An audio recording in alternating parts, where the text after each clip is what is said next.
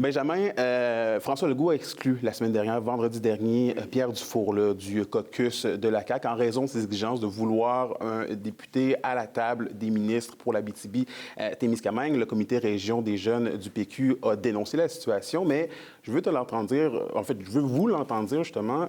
Est-ce que, selon vous, cette décision de François Legault a définitivement montré qu'il avait abandonné la région de l'Abitibi-Témiscamingue?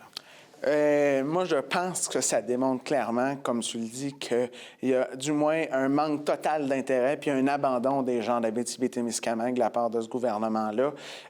Ça fait depuis 2022 qu'on revendique haut et fort, là, moi je parle là, au niveau du Parti québécois d'Abitibi-Témiscamingue, mais ça fait depuis 2022, puis l'ensemble de la société ici en Abitibi-Témiscamingue, la société civile notamment, dénonce cette situation-là. Puis là, aujourd'hui, on nous dit, vous n'en aurez pas.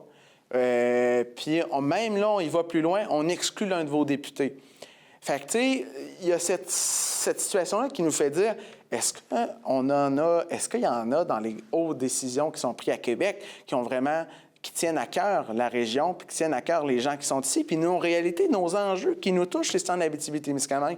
En tout cas, je pense que c'est quand même unanime suite à cette décision-là, qu'on ne le sent pas, cette préoccupation-là. Mais reste tout de même que là, évidemment, qu'on spécule puisque le remaniement ministériel va avoir lieu mercredi, mais reste tout de même que la plupart des rumeurs envoient en fait que ce soit François Legault qui va être ministre responsable de la région, dans le sens ça n'envoie pas un bon message, ça, que le premier ministre veuille s'occuper lui-même d'une région comme l'Abitibi-Témiscamingue. On en pense quoi de ça? Nous, on le dit, je pense que c'est un pansement qui est mal placé, faire ça. C'est-à-dire, ce que je veux dire par là, c'est que, tu sais, on voit le problème, on dénonce le problème en disant qu'il nous faut un ministre régional issu de la région, puis on pense qu'en mettant le pansement, c'est-à-dire sur la plaie, en mettant le pansement en disant que M. Legault prendra cette responsabilité-là de ministre régional, on pense que ça va régler le problème et ça va faire taire les voix. Non, ça ne règle pas le problème parce qu'on n'a pas écouté la demande initiale.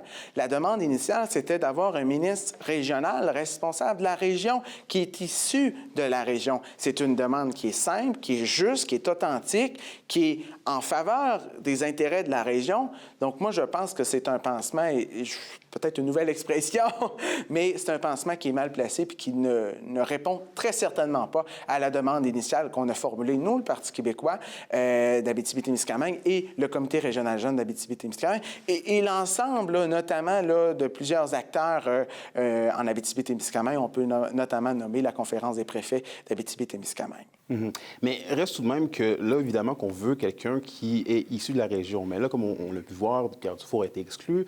Daniel Bernard, en Rouyn-Noranda-Témiscamingue, habite maintenant l'Estrie. Madame Suzanne Blais n'a jamais publiquement dit vouloir occuper le poste de ministre responsable de la région. Est-ce que peut-être il y a un manque, selon toi, peut-être là, de crédibilité, en fait, de la députation régionale pour assumer ce type de poste-là? Dans le sens, est-ce que François Legault a réellement des options réelles dans l'Abitibi-Témiscamingue dans les 3 députés qui sont là? Moi, je pense qu'en tout cas, on lui a donné 3 options. Il y a 3 options sur la table. À partir de là, ce qu'il en pense, c'est pas mon problème. C'est pas la chose dans laquelle je me défends aujourd'hui et que j'apporte comme point. Ça, c'est son problème à lui de regarder lequel il considère qui est le meilleur pour remplir cette fonction-là, entre guillemets.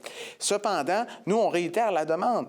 N'empêche qu'une personne qui vient d'ici connaît beaucoup plus les réalités qu'une personne qui est élue en Mauricie, qu'une personne qui est élue à l'Assomption et qui reste en majorité à Québec.